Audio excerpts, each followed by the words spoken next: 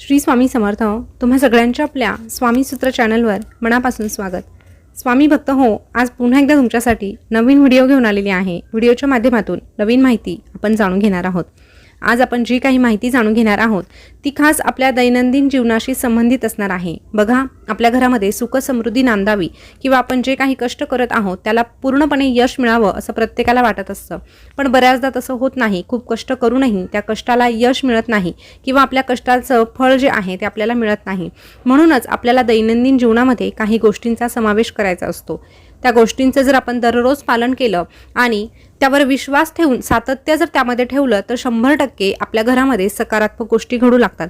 आपल्या बाबतीत सगळ्या काही गोष्टी ह्या चांगल्या घडू लागतात, पण त्यासाठी आपल्याकडे संयम असणं देखील गरजेचं आहे। कारण फक्त एक दिवस सेवा केली, उपाय केला किंवा काही गोष्टी जर आपण फॉलो केल्या आणि लगेच दुसऱ्या दिवशी जर आपण फळाची अपेक्षा करत असू तर हे कुठेतरी चुकीचं आहे। त्यामुळे ह्या गोष्टी करण्यासाठी सातत्य ठेवणं गरजेचं असणार आहे। तर अशाच आपण 11-12 गोष्टी जाणून घेणार आहोत, ज्यामध्ये जर तुम्ही सातत्य ठेवलं न चुकता दररोज किंवा त्या ठराविक दिवशी जर ह्या गोष्टींचं पालन तुम्ही केलं तर तुम्हाला त्याचे सकारात्मक बदल दिसून येतील। तर चला जाणून घेऊया आपल्याला कुठल्या गोष्टींची विशेष काळजी घ्यायची आहे किंवा कुठल्या गोष्टींचं अनुकरण आपल्याला दररोज करायचं आहे।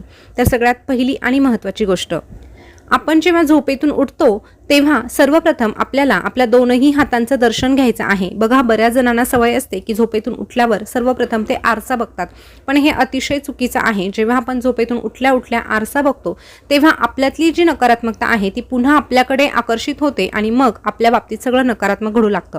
त्यामुळे आरसा न बघता सर्वप्रथम आपण उठल्यावर दोनही हातांचं दर्शन घ्यायचं आहे। बघा, सुरुवातीला ह्या गोष्टी पाळल्या जायच्यात। कराग्रे वसते लक्ष्मी हा तुम्हाला मंत्र माहीत असेल तर तो नक्कीच तुम्ही म्हणू शकतात। पूर्वी आपल्याला ह्या गोष्टी सांगितल्या जायच्या, पण कुठेतरी ह्या गोष्टी मागे पडत चालल्या आहे। तेच काम आपल्याला करायचं आहे। दोनही हातांचं दर्शन घ्यायचं, आपल्या चेहऱ्यावरून दोनही हात फिरवायचे आणि मग आपल्या पुढच्या कामाला लागायचं। आता दोनही हातांचं दर्शन घेतल्यानंतर जेव्हा आपण जमिनीवर पाय ठेवतो तेव्हा देखील आपल्याला काळजी घ्यायची की आपला उजवा पाय सर्वप्रथम आपल्या अंथरुणावरून किंवा आपल्या बेडवरून जमिनीवर पडला पाहिजे आणि तेव्हा देखील आपल्याला आपल्या भूमिमातेचं दर्शन घ्यायचं आणि मग पुढच्या कामाला लागायचं आहे। या दोन गोष्टींचं तुम्ही पालन करून बघा, त्याचा सकारात्मक अनुभव तुम्हाला आल्याशिवाय राहणार नाही। त्यानंतर बघा, जेव्हा जेव्हा तुम्ही घरातून बाहेर पडतात, आता महत्त्वाचं काम असू द्या किंवा नोकरी व्यवसायासाठी असू द्या किंवा कुठल्याही कामासाठी जेव्हा बाहेर पडतात किंवा तुमच्या घरात मुलं असतील ते शाळेसाठी बाहेर पडतात, त्यांना देखील आतापासूनच सवय लावायची आहे। दरवाजातून जेव्हा आपण पाय बाहेर टाकतो तेव्हा उजवाच पाय आपल्याला बाहेर टाकायचा आहे, ही विशेष काळजी घ्यायची आहे। त्यानंतर आपली अंघोळ झाल्यानंतर 5 ते 10 मिनिट का होईना आपल्याला देवासमोर बसायचं आहे। आपण जर ह्या गोष्टी केल्या तर आपले मुलंही करणार आहे, त्यामुळे 5 ते 10 मिनिट काढून देवासमोर बसायचं, थोडं नामस्मरण करायचं। तुम्ही श्री स्वामी समर्थ म्हणू शकतात किंवा जो तुम्हाला मंत्र आवडतो तो तुम्ही म्हणू शकतात, पण सर्वप्रथम हे काम आपल्याला करायचंच आहे। जेव्हा आपण सुरुवात देवाच्या नामस्मरणाने करतो तेव्हा आपला दिवस सकारात्मकतेने भरला जातो आणि सगळ्या काही गोष्टींमध्ये यश आपल्याला प्राप्त होतं। त्यानंतर मोकळ्या खिशाने कधीही घराबाहेर पडू नये। पुरुष असू द्या किंवा महिला असू द्या, आपल्या पाकिटामध्ये किंवा पुरुषांनी आपल्या शर्टच्या वरच्या खिशामध्ये नेहमी सुट्टे पैसे ठेवायचे आहे। मग ते भलेही 1-2 रुपये असले तरीही चालणार आहे, पण सुट्टी नाणी आपल्याला वरच्या खिशामध्ये ठेवायचीच आहे। पैसा हा पैशाकडे आकर्षित होतो असं म्हटलं जातं, म्हणून आपला वरचा खिसा हा नेहमी भरलेलाच असायला हवा। या व्यतिरिक्त आपलं पर्स, आपलं पाकिट, बऱ्याचदा महिलांच्या बाबतीतही असं होतं की बऱ्याचदा पाकिट आपण मोकळं ठेवतो, कारण आता फोनपेचा जमाना आहे, गुगल पेचा जमाना आहे, त्यामुळे सहसा आपल्याकडे पैसे नसतात, पण आपलं पाकिट कधीही रिकामं असू नये ही विशेष काळजी आपल्याला घ्यायची आहे। त्यानंतर पुढचा जो पॉईंट असणार आहे तो कशासाठी करायचा, तर बघा, बऱ्याचदा आपण एखाद्या कामासाठी खूप प्रयत्न करतो पण त्या कामामध्ये आपल्याला यश प्राप्त होत नाही, सतत त्यामध्ये अडथळे निर्माण होतात। जर असं होत असेल तर सोमवारच्या दिवशी एक छोटासा उपाय करायचा आहे। तो उपाय करण्यासाठी शक्यतो जवळ जर शंकराचं मंदिर असेल तर तिथे जाऊन करा, नसेल तर मग तुम्ही घरी केलात तरीही चालणार आहे। यासाठी आपल्याला काय करायचं, गव्हाच्या पिठाचा पंचमुखी दिवा बनवून घ्यायचा आणि अशा प्रकारचा पंचमुखी दिवा भगवान शंकरांच्या मंदिरात लावायचा। मंदिर नसेल तर आपल्या घरामध्ये भगवान शंकरांची पिंडही असतेच असते, त्या ठिकाणी लावला तरीही चालेल। आता हा गव्हाच्या पिठाचा दिवा असणार आहे, त्यामुळे याचं दुसऱ्या दिवशी काय करायचं हा प्रश्न तुम्हाला नक्कीच पडू शकतो। तर दुसऱ्या दिवशी हा जो दिवा आहे तो निर्माल्यात टाकून द्यायचा किंवा एखाद्या मोठ्या झाडाखाली ठेवून दिला तरीही चालणार आहे। अशा पद्धतीने तुम्ही कमीत कमी 5 सोमवार हा उपाय करून बघा, तुमचं जे काम रखडलं आहे त्यामध्ये 100% तुम्हाला यश प्राप्ती होईल। त्यानंतर घराबाहेर पडताना नेहमी तुळशीची 3 पानं खाऊन जायची। बघा, असं केल्याने आपण ज्याही कामासाठी जातो त्या कामात आपल्याला यश प्राप्त होतं। यासोबतच जर तुम्ही विद्यार्थी असाल किंवा तुमच्या मुलांसाठी तुम्हाला हा उपाय करायचा असेल तर त्यांना देखील तुम्ही ही सवय लावून द्या की ते जेव्हा जेव्हा जाणार आहे तेव्हा 3 पानं तुळशीची खाऊन जाणार आहे। त्यांच्या आरोग्यासाठी देखील ते चांगलं राहणार आहे, कारण तुळस म्हटलं तर आरोग्याच्या दृष्टीने देखील तुळशीचे खूप असे फायदे आहेत। आणि धार्मिक दृष्ट्या जरी विचार केला तरीही धार्मिक दृष्ट्या देखील तुळशीचं अनन्यसाधारण महत्त्व आपल्या धार्मिक ग्रंथामध्ये आहे। त्यामुळे तुळशीचा हा उपाय तुम्हाला करून बघायला काहीही हरकत नाही। आपलं जे काही काम असतं ते पूर्ण होण्यास याने मदत होत असते। त्यानंतर आपल्या घरातील विघ्न दूर व्हावी यासाठी आपल्याला लवंगाचा एक छोटासा उपाय करायचा आहे। बघा, दररोजही करू शकता। जर दररोज शक्य नसेल तर कमीत कमी मंगळवारच्या दिवशी किंवा शुक्रवारच्या दिवशी आपण हा छोटासा उपाय करू शकतो। त्यासाठी काय करायचं, आपलं जेव्हा रात्रीचं जेवण वगैरे होतं, किचन वगैरे आपलं आवरून होतं, त्यावेळेस आपल्याला आपल्या किचनमध्ये एक पंती लावायची आहे आणि त्या पंतीमध्ये 2 ते 3 लवंग टाकायच्या आहे। अशा पद्धतीने ह्या ज्या लवंग आहे त्या आपल्याला आपल्या किचनमध्ये जाळायच्या आहे। फक्त हा उपाय आपल्याला किचनमध्ये करायचा आहे, त्यामुळे थोडीशी खबरदारी बाळगून आपल्याला हा उपाय करायचा आहे। आता हे रात्रभर पेटवत ठेवण्याची गरज नाही। जोपर्यंत लवंगा जळत आहे तोपर्यंत आपल्याला ते पेटवायचं आहे। यासाठी तुम्ही फुलवातही घेऊ शकतात किंवा कापूर प्रज्वलित करून त्यामध्ये 2-3 लवंगा तुम्ही टाकू शकतात। हा छोटासा उपाय तुम्ही आवर्जून करून बघा।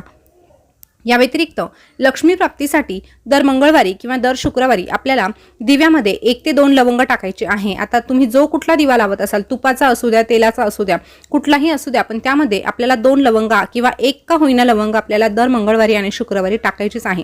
याने लक्ष्मी प्राप्ती होण्यासाठी मदत होते। जे काही आपण काम करत असतो त्याला देखील फळ मिळण्यासाठी आपल्याला मदत मिळत असते।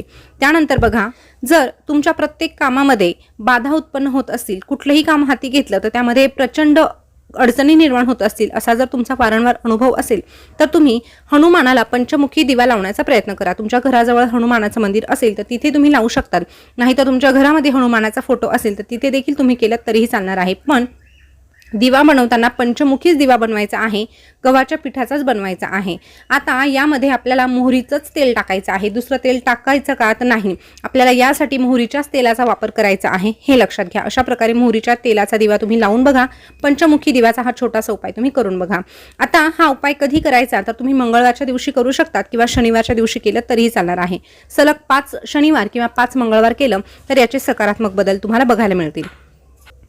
त्यानंतर आपल्याला एका छोट्याशा सुपारीचा उपाय करायचा आहे। बघा, अतिशय महत्त्वाचं काम आहे आणि ते काम तुमचं पूर्ण व्हावं किंवा त्यामध्ये तुम्हालाच यश प्राप्त व्हावं असं वाटत असेल, मग ते काम कोर्ट कचेरी संबंधी असू द्या किंवा तुम्हाला घर खरेदी करायला जायचं आहे, घराचा किंवा जागेचा व्यवहार करायला जायचा आहे किंवा अन्य कुठलंही काम असू द्या किंवा लग्नाची बोलणी करायला जायची आहे, कुठलंही काम असू द्या, त्या कामामध्ये जर तुम्हाला यश प्राप्त हवं असेल तर तुम्हाला काय करायचं, एक सुपारी घ्यायची। ती सर्वप्रथम गणपती बाप्पांच्या मंदिरात जाऊन गणपती बाप्पांसमोर ठेवायची किंवा वेळ नसेल तर आपल्या घरात गणपती बाप्पा असतात त्यांच्या समोर ठेवायची। त्या सुपारीला हळदी कुंकू अक्षता अर्पण करायचं आणि त्यानंतर गणपती बाप्पांना सांगायचं की ही सुपारी मी तुझ्या रूपाने किंवा तुझ्या नावाने माझ्या सोबत बाळगत आहे। मी ज्या कुठल्या कामासाठी जात आहे त्या कामातील अडथळे दूर होऊ दे, विघ्न दूर होऊ दे आणि मला कामामध्ये यश प्राप्त होऊ दे। अशा प्रकारे गणपती बाप्पांना प्रार्थना करून ही जी सुपारी आहे ती आपल्या जवळ बाळगायची आहे। याऐवजी आपण श्रीफळ देखील घेऊ शकतो, पण श्रीफळ फार मोठा होतो, तो आपण वारंवार जवळ बाळगू शकत नाही, पण सुपारी आरामात आपल्या खिशात राहू शकते। अशा प्रकारे सुपारी जवळ ठेवायची आहे। आता ते काम जर तुमचं एकाच फेरीमध्ये पूर्ण होणार नसेल तर मग जेव्हा जेव्हा तुम्ही त्या कामाला जाणार आहात तेव्हा तेव्हा अशाच प्रकारे हीच सुपारी पूजा करून आपल्या सोबत बाळगायची। जेव्हा तुमचं काम पूर्ण होणार आहे तेव्हा मात्र ही सुपारी विसर्जित करून द्यायची आहे, हे लक्षात घ्या। आता एका कामासाठी तुम्हाला एकच सुपारी वापरायची आहे, हे देखील लक्षात घ्या।